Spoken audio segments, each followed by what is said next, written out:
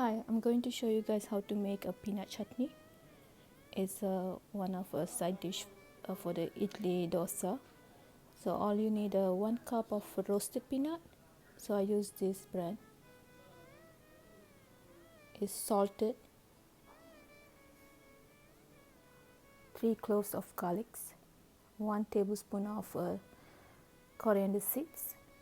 3 red dry chilies and few tamarind. In the grinder, add the garlic, dry chilies, tamarind, and the coriander seed. Add the roasted peanut.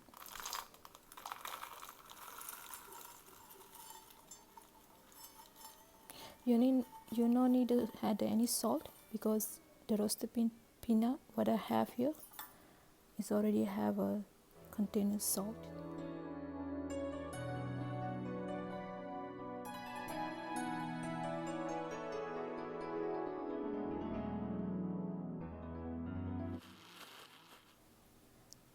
Now the chutney is ready. It should be smooth paste.